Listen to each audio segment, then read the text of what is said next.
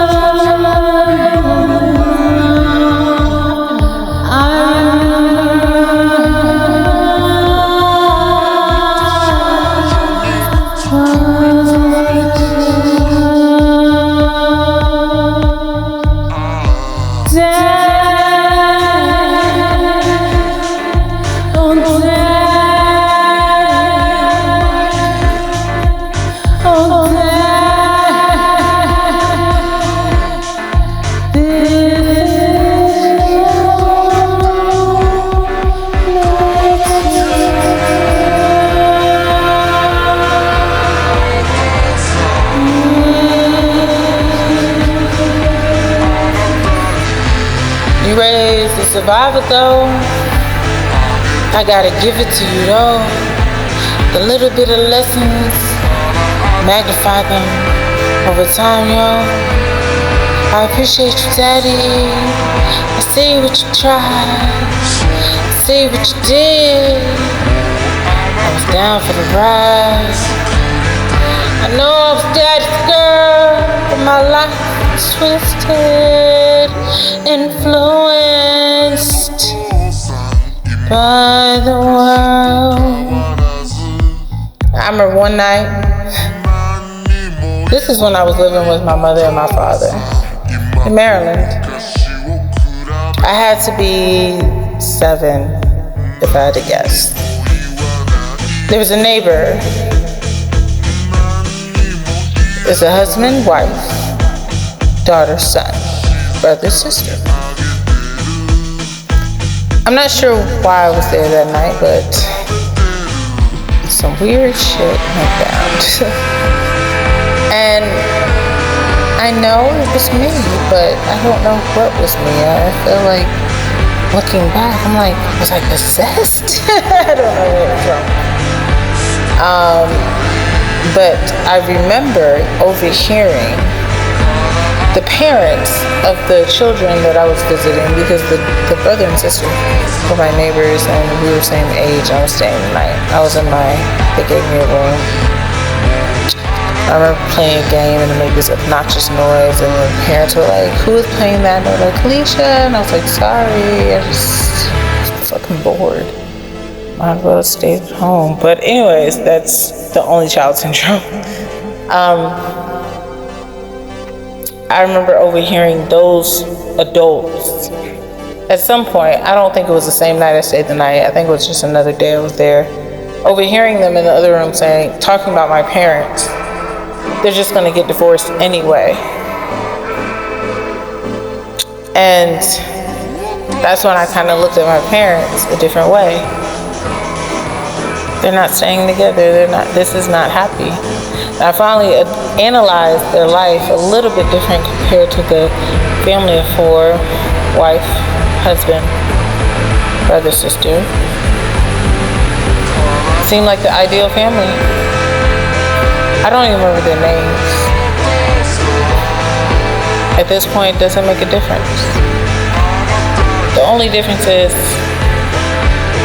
if I never heard that, but I've never screamed out to my parents, you might as well get a divorce. They were arguing so bad. I remember my dad was ironing, and that's a whole nother wormhole, but they were arguing so loud. I could hear them all upstairs, and my dad, I remember he told me to go get some hangers. And he was ironing. And I remember walking in, saying, you might as well just get a divorce. My hands were on my hips. My dad immediately said, take your hands off your hips. Because I was daddy's girl. Still daddy's girl. He said, no. So I took my hands on my hips. I looked at my mom, and my mom just looked at him like, yeah, she's right. They said nothing. I don't remember anything after that. I'm sure my dad just went back to Ireland. He wasn't there much longer after that. But his widow's relationship is fairly resemblance to my ex-husband. So she was arrested, but there's later released with a fine. When we come back, remembering one of the creators of Disney's most memorable music. Finally tonight, you may not know his name, but you definitely know his music. Tonight, we remembered Richard Sherman.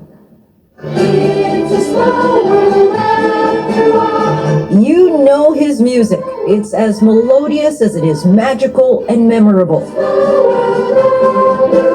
Richard Sherman is world-renowned after all. He and his brother Robert wrote more than 150 of the beloved classics of our childhood and beyond, including earworms for Disney theme parks like It's a Small World. For a spoonful of sugar helps the medicine go down. But they may best be known for the songs they wrote for Mary Poppins back in 1964, which won them Oscars for Best Score and Best Song for Chim Chim Cheree. This popular song of theirs became a pop hit, reaching the Billboard Hot 100 in 1965. Bob Iger, the CEO of the Walt Disney Company, issued this statement saying Richard Sherman was the embodiment of what it means to be a Disney legend, creating along with his brother Robert the beloved classics that have become a cherished part of the soundtrack of our lives. Feed the birds, tuppence. Most of the Sherman Brothers songs appeal to all ages, something they learned from Walt Disney himself. He once told us early on in our career, they said, don't insult the kid, don't write down to the kid, and don't write just for the adult. So we write for Grandpa and the 4-year-old and everyone in between. The little old bird woman come. For the 50th anniversary of Disney Animation Studios, Richard returned to Walt Disney's office right alongside Dick Van Dyke. Walt used to call me in on a Friday afternoon with my brother Bob, and he'd sit down over here and say, play it. And I would play Feed the Birds. He loved that song. Richard Sherman was 95. What a talent. Thanks for watching. I'm Lindsay Davis. Hope to see you right back here tomorrow. Until then, have a good night. Thanks for teaching me checkers or chess. Life or Monopoly. Check me out. Which one you want? I got a lot of them. Learn from the best. Still watching. Crash, fall, burn, all the way down to the bottom. It's an interesting thing. I remember having a vision. I remember seeing a pyramid in midair in my kitchen. And then I was on the phone and I said I could see. And I had this envision that the point at the top fell through like a timer with sand in it. And then all the dust was at the bottom. And there was no more pyramid.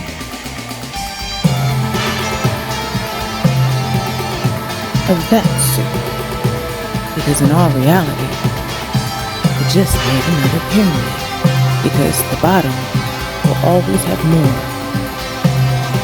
mass than the top. But what is the value of the pyramid? What are they holding? Because if they fight back, well, we all know what holds they will take back what rightfully belongs to all. Fighting, that's why we're going to strike, right? That's why we do that? Yeah. Stop talking My dad said, kill them in silence. My mother taught me, kill them with kindness. I have a sword that my father gave me in the basement. It's wooden. And I remember I kept saying there was monsters in my closet. And he said, you have your sword. Kill them. Now, I don't know, this could be true or not, but my mother said one day she did get out of her bed because she heard me. And she saw me stabbing my clothes in the closet. And she went back to bed. So, truth be told, I still have that sword laying on my bed. I wonder if my dad ever played chess. I don't know. He played Scrabble. I remember that in crossword puzzles, and he did a lot of interesting things. But I don't even remember a chess board. I think it was more checkers, but it was just a round, not really like played. So for him, I'm gonna actually look up the chess pieces, because I've talked about chess quite a few times before, but honestly I don't have nobody to play with, so it's not like I could just play. Well, I could, like Atlas, but I don't have AI technology and all that yet, but I personally I'm okay without it. So I'm just gonna look up the pieces and the definitions, and then maybe we'll look up Battleship after that. Yeah. It's weird, I have to say, being raised by Marines. I adapt pretty easily, but I find comfort in wherever I go. And I like what I like, but it's weird, like my dad,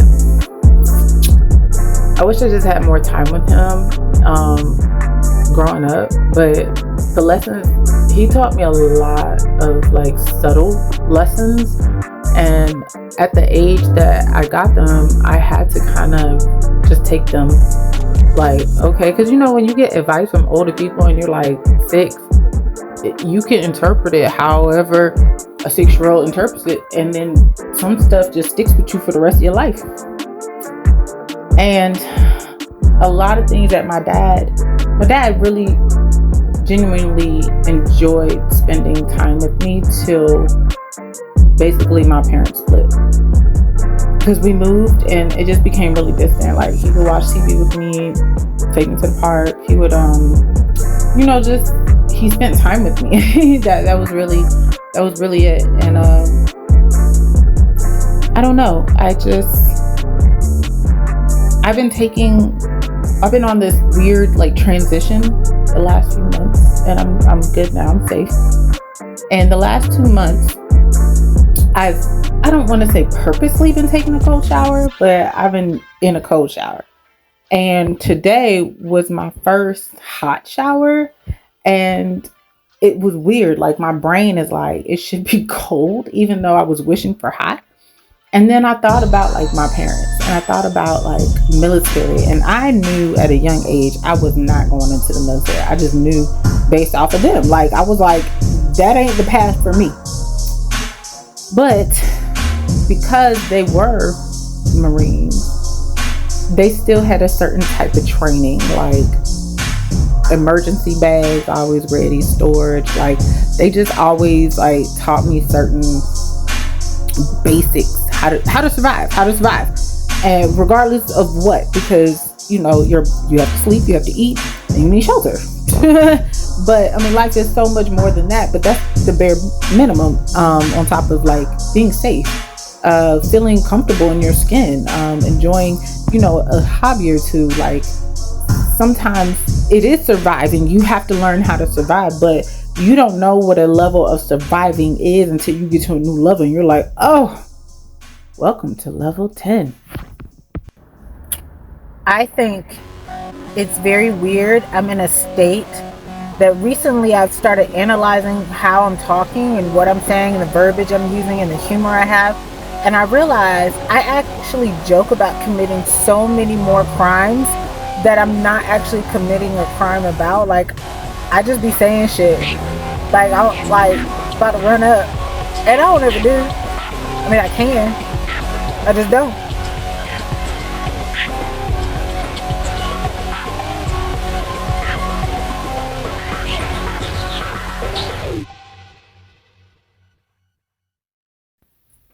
Today, I read, the moment a man becomes superior to pleasure, he becomes superior to pain.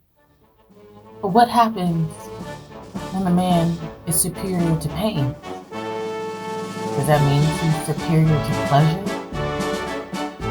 I remember when I was 5, I was in California and I was going to kindergarten, I believe. And my parents had a van, a monster van. It had a sliding door. And they were dropping me off at school. And my dad was in the passenger side, my mom was driving, and I was in the back behind my dad. And I slipped the door open and I fell off the van. And my wrist slammed against the concrete, the concrete piece that's before the curb, so you don't actually hit the curb. That my wrist hit it, and my wrist broke. My dad looked at me and told me to suck it up, and I literally sucked it up, grabbed my wrist, and went to school. Now, at the time, I could write with both hands. I was ambidextrous at the time. And I remember I was like, well, I'll just color with my left hand. But my right wrist was hurting so bad. I was sitting at like the end of the table, and the school finally called my parents. And they finally called my parents and was like,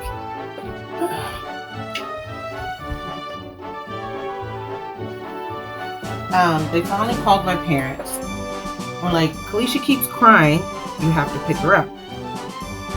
I don't remember who picked me up. I'm assuming my mom did, or I don't know. I remember being at the hospital and my mom was pissed because she knew something was wrong and my dad prevented her from seeing, I guess. I don't know. I ended up getting a bright yellow cast on my wrist. Yeah. And it was like a weird piece of armor. Fast forward to right before college, right? Okay. Right before college. I was at an old job and I ended up falling and breaking my ankle. And my mom called the job. She said, quote unquote, she knew something was wrong. And the manager at the time was like, we're trying to get Kalisha off the floor. My mom told me later, she said she thought I was drunk. I don't know. And she came to pick me up, and come to find out, I actually was limping. She took me to the hospital and I was crying. I was crying and screaming, holding my ankle. And she looked at me, she said, why do you keep crying and screaming like that? I broke both of my ankles in the Marines in my boots and still wasn't crying the way you're crying.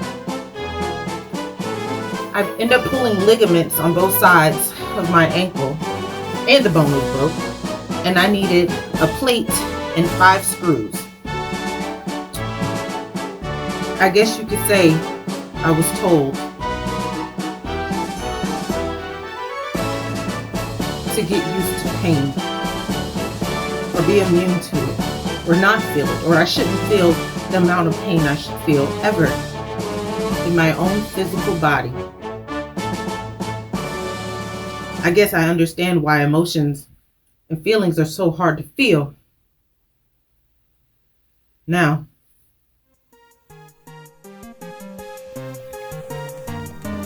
I probably should have put parental advisory on all my pieces, but honestly, I'm not advising any parent for any reason. I got a 3-year-old and I listen to everything that I think that they think that they're teachers. I'm really advising the parents to be their own kids' teachers, to be their own kids' leaders, to be their own kids' preachers, to be their own kids' features, be in their kids' bleachers, be their kids' healers. Parental advisory is the parent's responsibility to discern the kid's filter.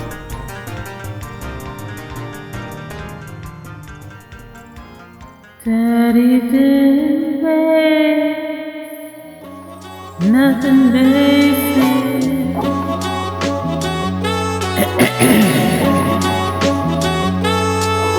Daddy didn't make nothing basic.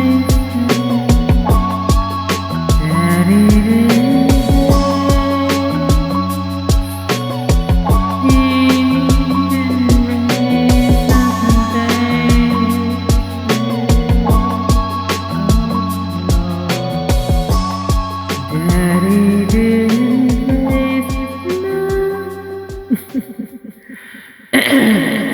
They didn't raise nothing basic. They didn't raise nothing basic. They didn't raise nothing basic. They didn't raise nothing basic. Floral. Spring. How? Brown. I don't do basic, but sometimes simple. You'll know I'm happy by my tempo. I like 11 by 17. All of it's legal. I like pretending I know it would be a secret. This is not standard. No, 8.5 by 11. This is your little slice of heaven. Call it a new tradition. Fresh sticker, fresh emissions. Fresh fried chicken, no tension to mention.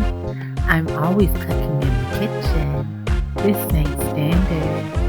This ain't basic. I draw the line. You're more than welcome to trace it. But mine, it has a watermark, just in case y'all try to fake it. Or you try to fake it, I can make it again in case you try to take it. I'm all legal side. You look pretty, just standard and basic.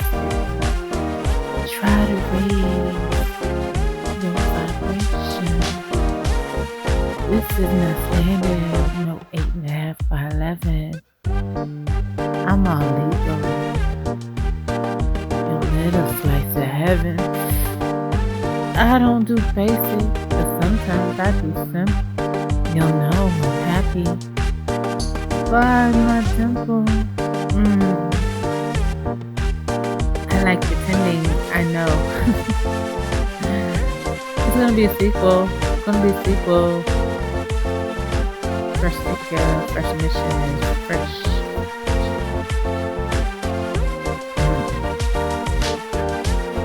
Daddy didn't raise nothing basic. No. Daddy didn't raise nothing basic. No. Daddy didn't raise nothing basic. November 27th, 1990. No.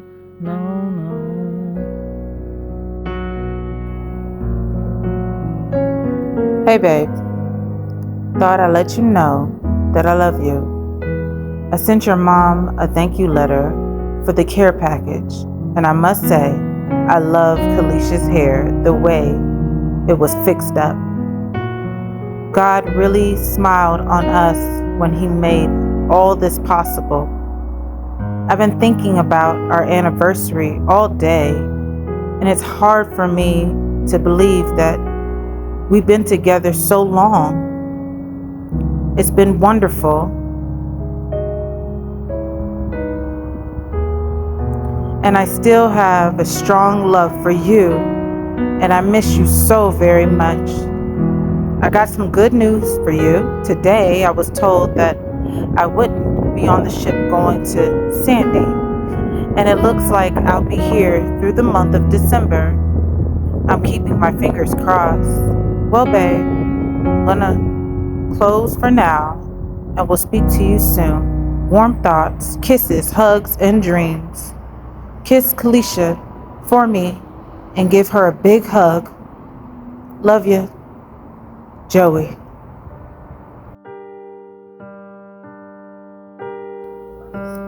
Mind your P's and Q's is most often used in advice to the young, warning them to be on their best behavior, especially to be careful of their words and actions.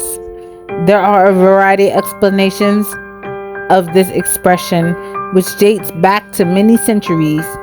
The least likely version has it that the P's refer to the jacket once worn by men and now surviving only in the Navy pea jacket. In the 16th and 17th century, men often wore their hair bound in queues and pigtails, often powdered. Thus, a wife might tell her husband to mind your P and Q, meaning to keep your Q from soiling the collar of the pea jacket. A more likely, more Leslie explanation takes us to the pubs in the same period. There it was the practice to record a drinker's tab by chalking it on a blackboard under the two headings, Q for quart, P for pint. Obviously, each toss spot had best mind its P's and Q's, or the bill would greatly favor the house. Colorful though the explanation is, we fear it has it take a backseat to the simple, obvious explanation. Try writing the small p and the small q side by side. Note that the letters are identical, save that the bulges are reversed.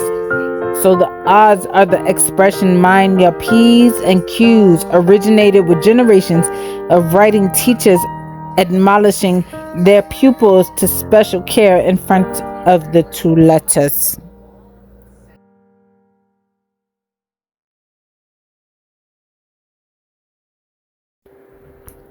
So I found this movie called A Few Good Men, and I remember my mom said it was one of her favorite movies.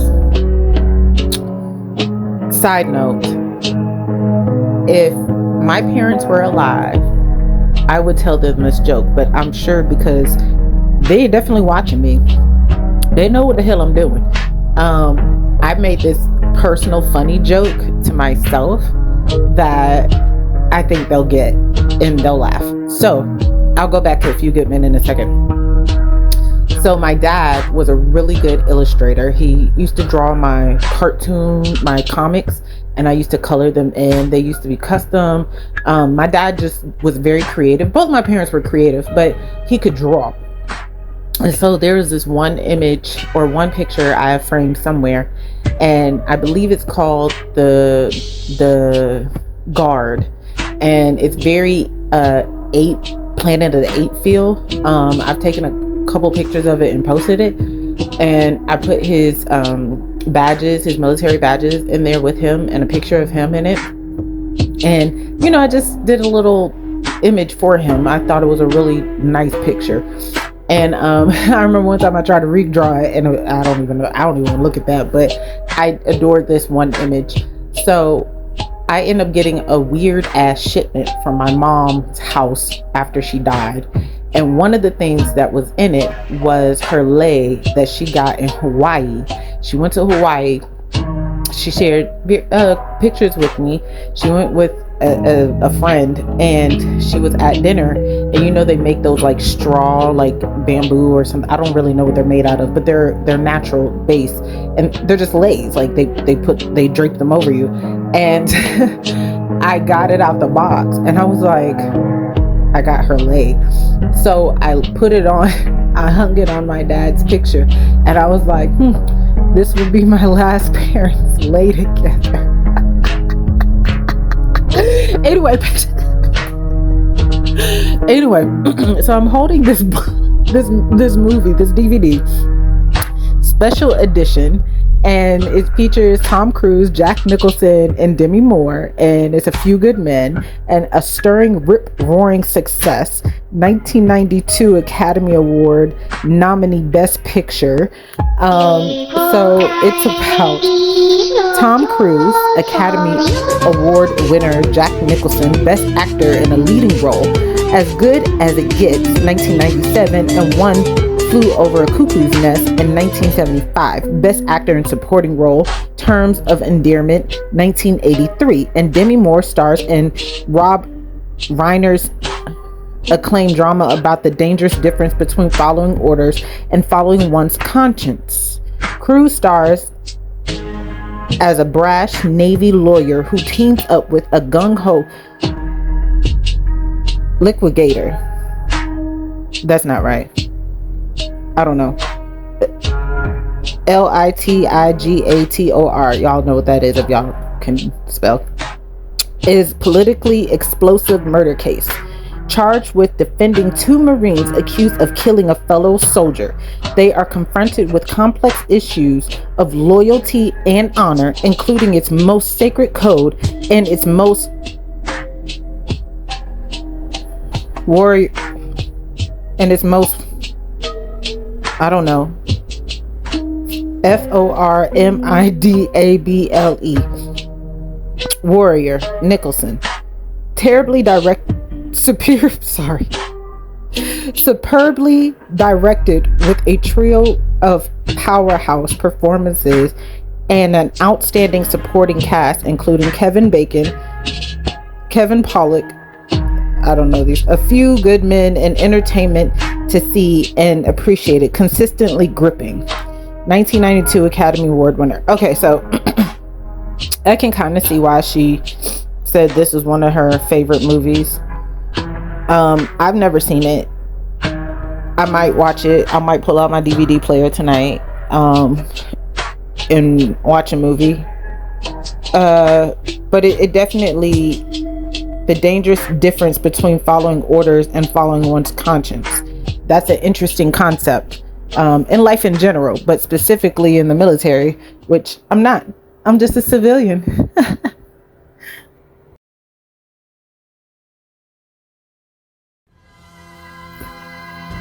I read my father's letter, and it's very interesting of reading his words of expression of endearment towards my mother.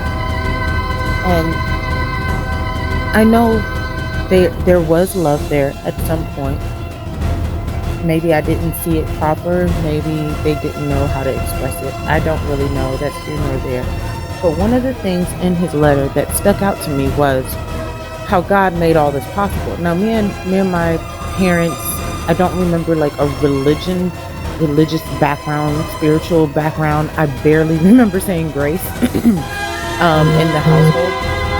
But the fact that he says God is interesting because that means I know at some point he believes in God, which gets me to the fast forward of understanding ourselves, getting to know ourselves, knowing how we're made, what we're made from, all these things, all these elements, all these details of our lives that make us as individuals. Now, most of my work is based for me, on me, for documentation, at least for my daughter's sake. So when she gets older, she has a starting point of me and herself perspectives, but also hopefully I'm here, but we can go over it together and explain what these things really mean. And if there's more information, add on to it later. Now, in recent years, I always knew my mom was sick. I always knew she was poisoned in the military. But as she died and Camp Lejeune became a subject matter very briefly on the news and then kind of dissipated. And of course, there's lawsuits and blah, blah, blah. And I'm not going down that rabbit hole. I went down it briefly and it brought me back to another hole I buried. So I don't feel like digging up old bones trying to figure out new ones. So whatever information comes my way for free, that's great. So one of the biggest things is about Camp Lejeune and how she was actually on it. And when she got out the military, she had high protein in her blood. They thought she was pregnant. She wasn't. They checked her again. They basically said she'll have kidney failure in 10 years. Now, she was out the military 4 years before I was conceived. So she already was 4 years, if not more, in depth with this water contamination in her system, and now she's having a child. So this is the information that I found recently to make it more digestible for me to understand this was in my mother's body, and this would help produce me, essentially creating my DNA. So what happened on Camp Lejeune? From 1950s through the 1980s, people living or working at the U.S. Marine Corps Base, Camp Lejeune, North Carolina, were potentially exposed to a contaminant drinking water. That was put out October 23rd, 2022. So further investigation revealed that wells serving Tarawa terrace were contaminated with PCE. P as in Paul, C as in cat, E as in elephant. PCE from an off-base dry cleaning operation because of an accidental spill and improper disposal of PCE. The contamination probably began when dry cleaning operations began in 1953. I think this is very interesting because it specifically is dry cleaning operations, like the dry cleaning fluids they use to clean fabrics. And I'm a fashion designer. Just saying that the small irony of how this is woven together is very interesting to me. But I feel like if my parents were alive, that would be interesting information. But here we are.